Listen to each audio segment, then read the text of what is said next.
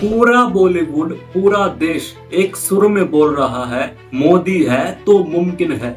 लेकिन आखिर मुमकिन क्या है, इसका जवाब कोई नहीं दे रहा। खैर कोई बात नहीं, हम बताते हैं। तो चलिए शुरू करते हैं। क्या चाइना को बॉयकॉट करना मुमकिन है?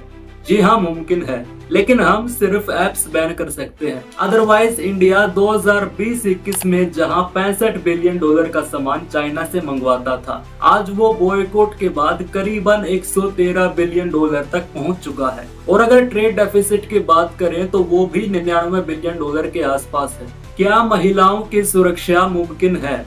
जी हाँ, मुमकिन है। इसीलिए तो एनसीआरबी 2023 के डाटा में करीबन 4.5 लाख केसेस सिर्फ क्राइम अगेंस्ट वुमेन के हैं। वाह मोदी जी वाह। लेकिन फिर भी किसी को कुछ फर्क नहीं पड़ता। सब चंगासी।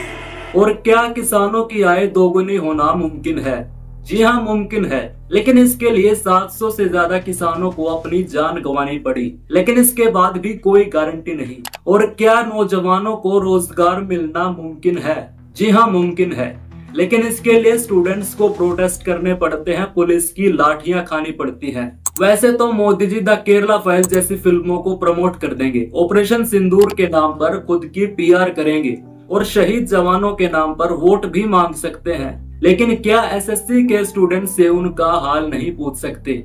शायद स्टूडेंट्स अगर गेमिंग करते तो शायद मोदी जी वहां पहुंच जाते, या फिर वो उनकी फोटो को देखकर थोड़ा इमोशनल होते, उनको भगवान बनाते, तो भी शायद मोदी जी थोड़ी बहुत कृपा कर देते। लेकिन ऐसा कुछ नहीं हुआ। वैसे देखा जाए तो गलती स्टूडेंट्स की है। आप गलत आदमी से गलत चीज मांग रहे हैं। आपको मांगना चाहिए मंदिर, हिंदू राष्ट्र, ये रोजगार जैसी चीजें मांगना उनके मैनिफेस्टो में नहीं है। और क्या किसी साइंटिस्ट को, किसी सोशल वर्कर को, किसी एक्टिविस्ट को सम्मान मिलना मुमकिन है? जी हाँ, मुमकिन है।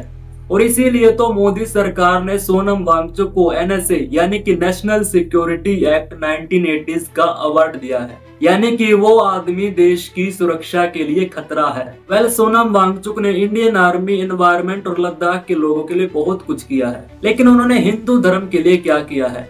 क्या उन्होंने मुसलमानों को गाली दी है? क्या उन्होंने मोदी जी की पीआर की है?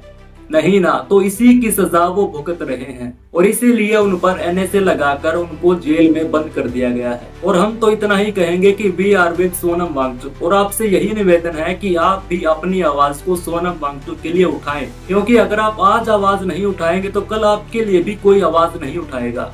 और क्या मोदी जी के राज में दलितों को सम्मान मिलना मुमकिन है? इसका अंदाजा आप इसी बात से लगा सकते हैं कि देश के CGI, chief justice of India पर एक वकील द्वारा जूता फेंकने की कोशिश की जाती है। देश के chief justice of India justice B R Gavai, जो कि एक दलित है। वैसे जिस पोस्ट पर वो है वहाँ उनकी जाति देखना कोई सही बात नहीं है, लेकिन यहाँ बताना जरूरी है। मामला ये था कि एक आदमी एक याचिका दायर करता है कि वो खजुराहो में स्थित मंदिर में विष्णु भगवान की मूर्ति को बदलना चाहता है। लेकिन सुप्रीम कोर्ट के सीजीआई यानी चीफ जस्टिस ऑफ इंडिया कहते हैं कि ये जो मंदिर है ये ASI archaeological survey of India और यूनेस्को की वर्ल्ड हेरिटेज साइट के अंडर आता है। तो आपको पहले एएसआई की परमिशन लेनी होगी, उससे पहले कोर्ट कुछ नहीं कर सकता। तो इस पर याचिका दायर करने वाला आदमी कहता है कि आप मेरे और मेरे भगवान के बीच ना आए। तो इस पर जस्टिस बीआर गवई कहते हैं कि अगर आप अपने भगवान के इतने ही कट्टर भक्त हैं तो आप उनसे ही कुछ करने को क्यों नहीं कहते? तो इसी के बाद एक वकील उन पर जूता फेंकने की कोशिश करता है